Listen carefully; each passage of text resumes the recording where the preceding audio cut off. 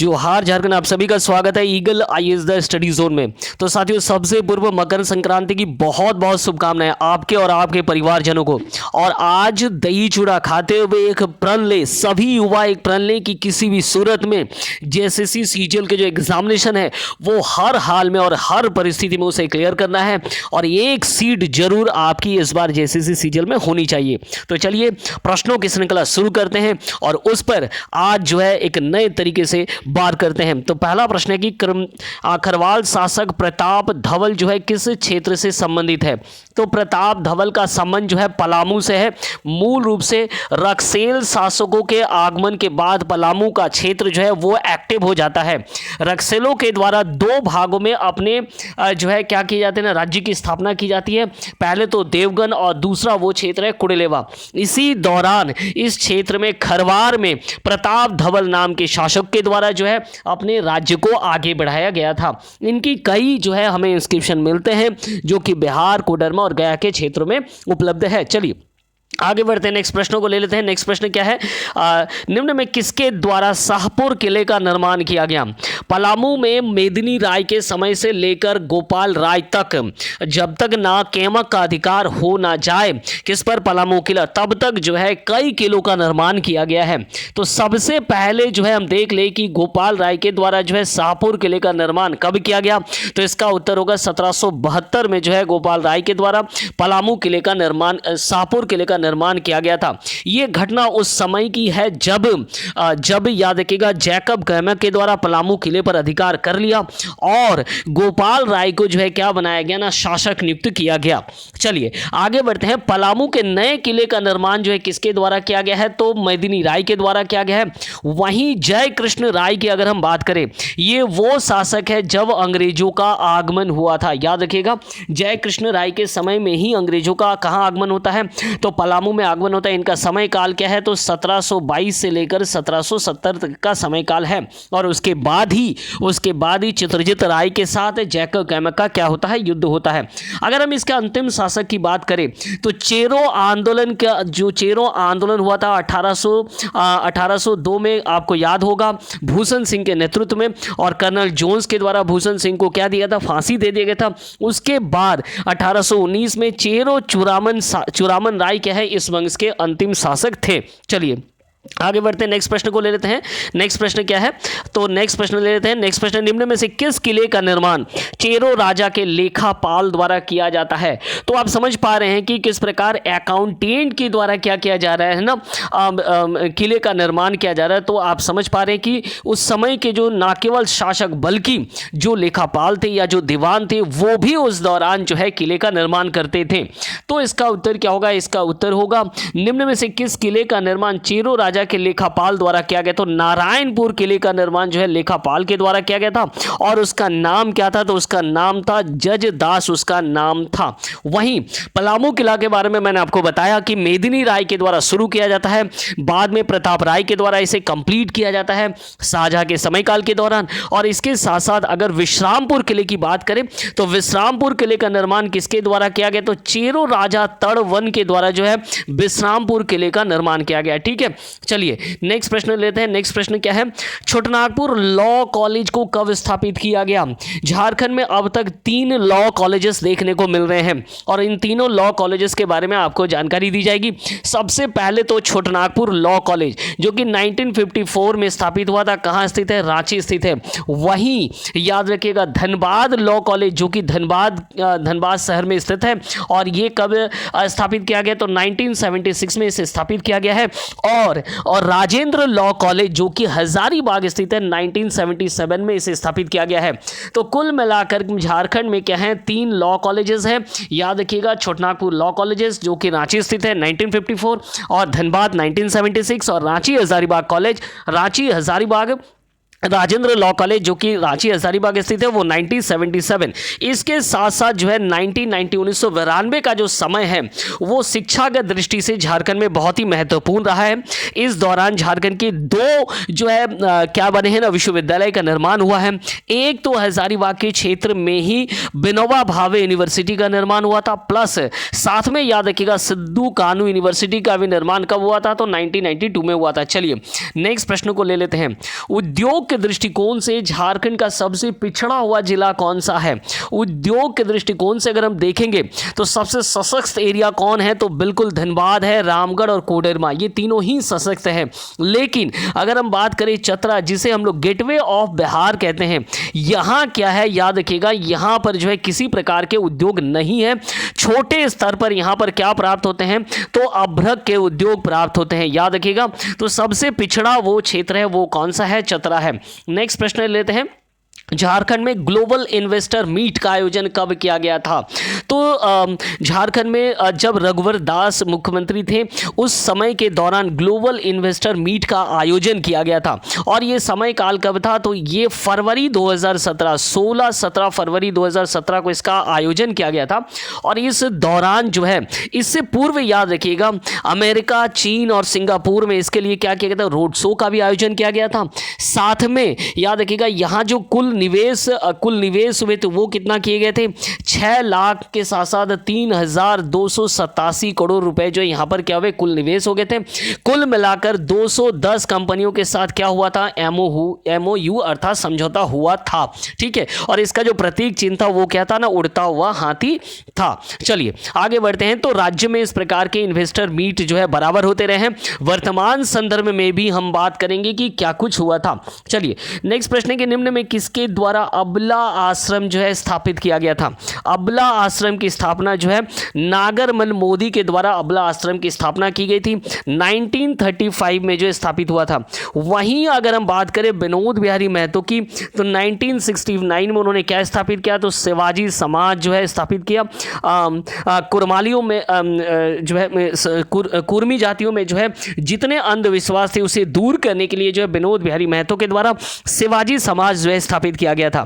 अगर बात करें मोतीलाल केजरीवाल की, तो मोतीलाल केजरीवाल जो है संथाल परगना कांग्रेस पार्टी के क्या थे? उपाध्यक्ष के तौर पर कार्य थे। और डिस्ट्रिक्ट बोर्ड के भी वो क्या थे? उपाध्यक्ष थे।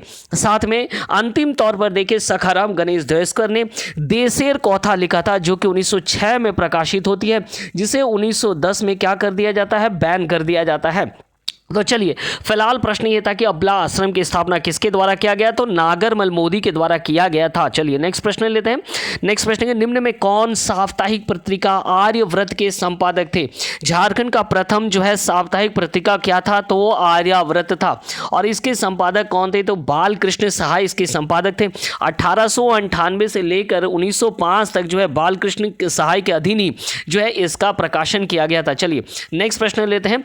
लाह अनुसंधान के विकास में IINRG अर्थात Indian institute of natural raising and gums, इसे अगर हिंदी पे हम कहेंगे तो इसे कहा जाता है भारतीय लाह अनुसंधान केंद्र। एक्चुअल में इंग्लिश देने के पीछे का उद्देश्य ये था कि कई बार JPSC में भी ये देखा गया है कि इसे पूछा जाता है, ना कि भारतीय लाह अनुसंधान केंद्र कहा जाता है। तो चलिए हम देखते हैं भारतीय लाह अनुसंधान केंद्र कहाँ स्थित है। बिल्कुल नामकुम में स्थित है, जहाँ लाह अनुसंधान केंद्र है। 20 सितंबर 1924 में जो है इसका स्थापना किया गया था। ठीक है, चलिए आगे बढ़ते हैं। और लाह उत्पादन के हिसाब से अगर हम बात करें, संपूर्ण भारत का 50% लाह उत्पादन कहाँ किया जाता है? तो झारखंड में किया जाता है। चलिए नेक्स्ट प्रश्न लेते हैं। नेक्स्ट प्रश्न क्या है? झारखंड के किस वन्यजीव अभयारण्य से प्रोजेक्ट एलिफेंट प्रारंभ किया गया था? प्रोजेक्ट एलिफेंट की शुरुआत 1992 में किया गया था। और ये क्षेत्र या ये झारखंड के कौन से क्षेत्र से शुरू हुआ था?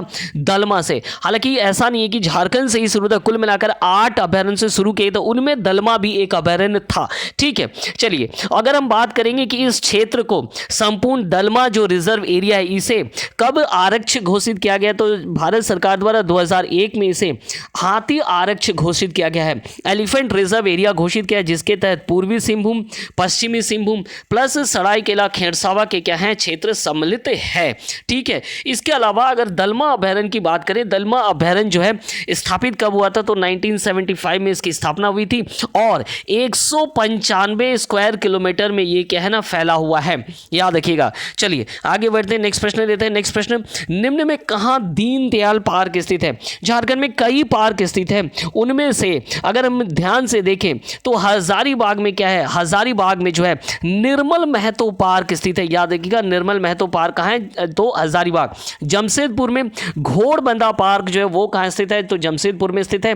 रांची में क्या स्थित है, रांची में ही जो है दीनदयाल पार्क के साथ नक्षत्र वन है, और भी कई पार्क हैं, ठीक है। तो इसका उत्तर क्या होगा, इसका उत्तर होगा रांची। वहीं दुमका में क्या पार्क हो सकता है, तो बिल्कुल हमारे जो श्रद्धेय हैं वो हैं सिद्धू कान्हू जो पार्क है वो क्या है, दुमका में स्थित है। चलिए आगे बढ़ते हैं नेक्स्ट प्रश्न। नेक्स्ट प्रश्न क्या है, पार्कों के प्रबंधन के लिए झार पार्क की स्थापना कब किया गया। पार्कों के प्रबंधन के लिए झारखंड सरकार के द्वारा झारखंड जो है झार पार्क का गठन किया गया है और ये 2006 में स्थापित किया गया है। वास्तव में झार पार्क का जो प्रबंधन है वो Jharkhand park management and development authority के द्वारा किया जाता था, JPMDA के द्वारा जो है इसे संचालित किया जाता है। चलिए आगे बढ़ते हैं नेक्स्ट प्रश्न की ओर देख लेते हैं। नेक्स्ट प्रश्न क्या है, वन स्थिति रिपोर्ट 2021 के अनुसार झारखंड में झाड़ियों का प्रतिशत कितना है। ध्यान में रखिए स्कर्ब का प्रतिशत पूछ रहे हैं, तो स्कर्ब का प्रतिशत पहले तो देख ले उत्तर क्या है, स्कर्ब का प्रतिशत होगा 0.73। अगर हम बात करें वर्ग किलोमीटर में तो 584 वर्ग किलोमीटर क्या है फैला हुआ है, झाड़ियां फैली हुई है, ठीक है। इसके अलावा अगर हम बात करें वेरी डेंस फॉरेस्ट अर्थात जो है अत्यधिक घना हुआ क्षेत्र कितना है, तो अत्यधिक घना हुआ क्षेत्र जो है वो है 3.26% है और 12.16% क्या है, तो मध्यम घनत्व के क्या है यहाँ पर वन पाए जाते हैं। वहीं 14.34 क्या है ना ओपन फॉरेस्ट के तौर पर पाया जाता है। तो स्कर्व्स भी पूछता है और सारे परसेंटेज एक बार ध्यान ले, वेरी डेंस फॉरेस्ट वो क्या होगा, थोड़ा कम होगा, उसके ऊपर मीडियम डेंस फॉरेस्ट होंगे और सबसे ओपन और सबसे ज़्यादा एरिया में अगर कुछ रहेगा तो वो क्या रहेगा ना ओपन फॉरेस्ट होगा। तो ये प्रतिशत बना हुआ है, इसे याद करने की कोई आवश्यकता आप सबको नहीं है। चलिए नेक्स्ट प्रश्न लेते हैं। नेक्स्ट प्रश्न, वन स्थिति रिपोर्ट के अनुसार झारखंड में खुले वन का क्षेत्रफल, देखिए मैंने आपको कहा कि खुले वन का जो क्षेत्रफल है वो काफ़ी महत्वपूर्ण माना जाता है, ओपन फॉरेस्ट बहुत ही महत्वपूर्ण माना जाता है। तो क्या होगा ओपन फॉरेस्ट, चलिए तो वेरी डेंस फॉरेस्ट 2601 जो कि 3.26% है जैसा कि मैंने आपको बताया, और 9688.91 ये क्या है, तो मध्यम खुले वन है, मध्यम वन है, मध्यम घनत्व के वन है। वहीं 11,431.18 क्या है, तो ये ओपन फॉरेस्ट है या खुला वन है। और झारखंड में कुल कितने वन हैं अगर हम बात करें, तो झारखंड में कुल जो वन है वो कितना है, तो 23,721 जो है वो कुल वन है। अर्थात अगर पॉइंट में ले जाते हैं प्रतिशत में तो 29.76% क्या है ना झारखंड में खुला वन है, सॉरी झारखंड में टोटल वन है। और अगर पॉइंट के आधार पर खुले वन की बात करें तो 14.34% है, याद रखिएगा। चलिए आगे बढ़ते हैं नेक्स्ट प्रश्नों की ओर। नेक्स्ट प्रश्न की झारखंड में नलकूपों द्वारा सिंचाई होने वाला क्षेत्र का प्रतिशत कितना है, तो झारखंड में 4 प्रकार के साधन पाए जाते हैं जो वर्तमान में पूरे भारत में भी पाए जाते हैं। तो कुएं के द्वारा जो है कितना होता है, तो 29% जो है कुएं के द्वारा, और इसके लिए गुमला का क्षेत्र क्या है सबसे अधिक कुएं के द्वारा सिंचित करता है। वहीं देवघर में जो है 19% तक तालाब के द्वारा जो है, पूरे झारखंड में तालाब के द्वारा जो है 19% के आसपास सिंचाई की जाती है और इसके लिए देवघर सर्वोपरि है। इसके साथ साथ अगर हम बात करें 17.5%, तो पूरे झारखंड में नहरों के द्वारा जो है 17.5%, और इसमें जो है नहर में कौन है, तो सराय केला खरसावा जो है नहरों के द्वारा सिंचाई करता है। प्रश्न ये था कि नलकूपों के द्वारा सिंचाई का प्रतिशत कितना है, तो नलकूपों के द्वारा जो सिंचाई का प्रतिशत है वो है 8.28%। और नलकूप जो कि लोहे के द्वारा बना होता है, और इस संदर्भ में लोहर दग्गा को याद करके रखिएगा क्योंकि इसके नाम में भी लोहा छिपा हुआ है।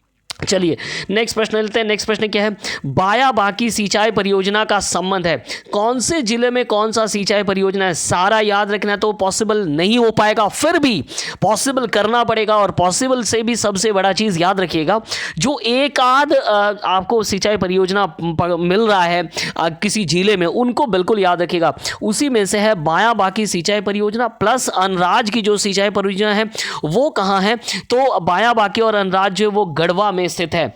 अगर चतरा की बात करें तो चतरा में क्या है, तो गढ़ी सिंचाई परियोजना है। वहीं सिमडेगा की अगर बात करें तो कंस जोर जो है वो सिमडेगा में है। और अगर कोडरमा की बात करें तो केसो परियोजना है। कोडरमा में क्या है ना, केसो परियोजना है। कुछ और भी परियोजनाएं हैं जैसे पंचखेड़ो परियोजना, इनको भी देख लेना है। चलिए आगे बढ़ते हैं। नेक्स्ट प्रश्न लेते हैं। नेक्स्ट प्रश्न क्या है, स्वर्ण रेखा बहुउद्देशीय परियोजना का निर्माण किस पंचवर्षीय योजना के तहत किया गया था? इसका उत्तर याद रखिएगा, इसका उत्तर है कि विश्व बैंक के सहयोग से 5वीं पंचवर्षीय योजना के दौरान स्वर्ण रेखा परियोजना का निर्माण किया गया था। ये एक बहुउद्देशीय परियोजना है और 200 मेगावाट इसका क्या है ना, इसका उत्पादन क्षमता है। वर्ल्ड बैंक के सहायता से इसे क्या किया गया ना, स्थापित किया गया है। चलिए आगे बढ़ते हैं। अगर इसकी स्थापना कब की गई तो 1982 और 83 में इसे स्थापित किया गया था। नेक्स्ट प्रश्न लेते हैं। नेक्स्ट प्रश्न क्या है, झारखंड में प्रदूषण पर नियंत्रण के लिए झारखंड स्टेट कंट्रोल बोर्ड का निर्माण कब किया गया था? प्रदूषण के नियंत्रण के लिए जो है झारखंड स्टेट कंट्रोल बोर्ड का निर्माण 2001 में किया गया था। और इसके साथ साथ याद रखिएगा जेरेडा का भी स्थापना। जेरेडा का क्या अर्थ हो रहा है ना, जेरेडा का अर्थ हो रहा है Jharkhand renewable energy development authority. तो जेरेडा का गठन भी कब किया गया था? तो 2001 में जेरेडा का भी गठन किया गया था। ठीक है, चलिए आगे बढ़ते हैं। नेक्स्ट प्रश्न को ले लेते हैं। जलवायु परिवर्तन के दृष्टिकोण से सर्वाधिक संवेदनशील जिला कौन सा है? तो जलवायु परिवर्तन के लिए झारखंड में झारखंड स्टेट क्लाइमेट एक्शन क्या बनाया गया था? नाम एक्शन प्लान बनाया गया था। कब? तो 2014 में बनाया गया था। याद रखिए प्रश्न पूछा जाता है कि Jharkhand state action plan on climate change कब बनाया गया था? तो इसका उत्तर होगा 2014 और इसके तहत ही सरायकेला खरसावां क्या ना सबसे संवेदनशील जिला माना जाता है। चलिए नेक्स्ट प्रश्न देख लेते हैं। नेक्स्ट प्रश्न के निम्न में कौन झारखंड ट्रैवल एडवाइजरी काउंसिल के पदेन अध्यक्ष होते हैं? तो पूर्व में तो होता था राज्यपाल, लेकिन अब जो है मुख्यमंत्री क्या है इसके पदेन अध्यक्ष हैं। याद रखिएगा झारखंड ट्रैवल एडवाइजरी काउंसिल का निर्माण कब किया गया? तो जून 2021 में जो है इसे पारित कर दिया गया और इसमें कुल मिलाकर के 19 सदस्य होंगे। ठीक है, चलिए आगे बढ़ते हैं। नेक्स्ट प्रश्न ले लेते हैं। नेक्स्ट प्रश्न क्या है, राज्य के युवाओं में रोजगार की वृद्धि के लिए emerging Jharkhand stakeholders meet का आयोजन कब किया गया? Emerging Jharkhand stakeholder meet का आयोजन जो है वो दिल्ली में किया गया था। और ये कब किया गया था? तो 2021 में emerging Jharkhand stakeholders meet का आयोजन किया गया था। मार्च 2021 में जो है इसका आयोजन किया गया था। वहीं इसके तहत याद रखिएगा एक तो फिक्की उद्योग जो चैम्बर है और उसके साथ साथ फ्लिपकार्ट के मध्य क्या हुआ था ना, समझौता हुआ था राज्य के युवाओं को रोजगार के अधिक से अधिक प्रदान करने के लिए। तो ये प्रश्न पूछा जा सकता है, बहुत इंपॉर्टेंट है। चलिए निम्न में किसने वर्ल्ड आर्चरी यूथ चैंपियनशिप 2021 में स्वर्ण पदक जीता था? तो आर्चरी की अगर हम बात करें, इनमें ये सभी आर्चरी से जुड़े हुए, लेकिन कोमालिका बारी का प्रदर्शन क्या रहा है? बहुत ही अच्छा रहा है। इन्होंने 2021 पोलैंड वार्सलो, याद रखिएगा पोलैंड वार्सलो में जो आयोजन हुआ था वर्ल्ड यूथ आर्चरी चैंपियनशिप, उसमें वोमेन्स सिंगल के साथ साथ जो है मिक्स में भी इन्होंने क्या जीता था? जो है गोल्ड मेडल जीता था, अर्थात स्वर्ण पदक दिलाया था। और इसके साथ साथ इससे भी पूर्व वर्ल्ड कैडेट चैंपियनशिप में 2019 में इनका प्रदर्शन क्या रहा है? अच्छा रहा है और वहां भी इन्होंने जो है स्वर्ण पदक जीतकर भारत का नाम और साथ में झारखंड का नाम रोशन किया था। चलिए नेक्स्ट प्रश्न लेते हैं। झारखंड का कुल बजट जो है 2023-24 के अनुसार, बजट बिल्कुल सभी को देखना है, बजट से बिल्कुल प्रश्न पूछे जा सकते हैं। तो बजट कितना है? तो अगर हम बजट की बात करें तो झारखंड का जो बजट है 2023-24 के अनुसार 1,16,418 करोड़ के क्या है ना बजट है। वहीं अगर पूछा जाए 2022-23 के अनुसार तो ये होगा 2022-23 के अनुसार, ध्यान में रखिएगा 1,11,101 है, ये क्या है ना 2022-23 के हैं। और 1,16,418 करोड़ ये क्या है ना, ये 2023-24 के बजट हैं। वास्तविक बजट 21-22 का जो वास्तविक बजट है वो कितना है ना 77,864, याद रखना है। चलिए तो कुल मिलाकर नए वाले याद रखिएगा 1,16,418 करोड़। ठीक है, चलिए नेक्स्ट प्रश्न लेते हैं। नेक्स्ट प्रश्न क्या है, बजट के हर पक्षों को देखना बहुत जरूरी आप सभी के लिए, ध्यान में रखिएगा। 2023-24 के अनुसार झारखंड का राजकोषीय घाटा, बहुत महत्वपूर्ण प्रश्न, राजकोषीय घाटा FRMB अधिनियम के अनुसार जो है राजकोषीय घाटा 3% से नीचे रहना चाहिए और 3% से नीचे ही है। 20.76% जो है अनुमानित किया गया है, ध्यान में रखिएगा। राजकोषीय घाटा का अनुमान कितना है? तो 2.76% जो है अनुमानित किया गया है। वहीं 2022 और 23 की बात करें तो बजट बजट अनुमान में जो है कितना रखा गया था, 22.81 रखा गया था, और वास्तविक जो निकल करके आया वो कितना है, तो 0.76 जो है वो वास्तविक निकल करके आया 21-22 का, और अब तक संशोधित अनुमान निकल के आ रहा है 2.31। चलिए फिलहाल हम लोग देखेंगे नया क्या है। तो 2023-24 में जो है बजट राजकोषीय घाटा कितना है, तो ध्यान में रखिएगा 2.76, जो कि FRMB अधिनियम के तहत ही हो रहा है। नेक्स्ट प्रश्न और अंतिम प्रश्न, 2023-24 के अनुसार झारखंड में बजट का कितना प्रतिशत ग्रामीण विकास और पंचायती राज पर व्यय किया गया है। झारखंड में सबसे ज़्यादा जो व्यय किए जाएंगे वो याद रखिएगा, वो तो एजुकेशन सेक्टर में व्यय किया जा रहा है, और वो कितना प्रतिशत है, तो 12.80 जो है % है। लेकिन प्रश्न था कि रूरल डेवलपमेंट पर खर्च कितना हो रहा था। रूरल डेवलपमेंट में खर्च हो रहा है 12.39% जो है रूरल डेवलपमेंट में। वहीं कल्याण पर कितना खर्च हो रहा है, वेलफेयर एंड सोशल स्कीम में जो है खर्च हो रहा है वो 8.75%, और एग्रीकल्चर में कितना खर्च हो रहा है, तो एग्रीकल्चर में खर्च हो रहा है 5.66%। तो इस प्रकार झारखंड में सबसे ज्यादा एजुकेशन सेक्टर में जो है व्यय किया जाएगा अपने बजट का। ठीक है, चलिए तो ऐसे ही महत्वपूर्ण प्रश्नों के लिए हमारे साथ जुड़े रहिए eagle IAS the study zone में। हमारे चैनल को सब्सक्राइब, कमेंट और लाइक करना ना भूलें। हमारे साथ अब तक आप सब जुड़े हुए हैं, इसके लिए बहुत बहुत धन्यवाद आप सभी का।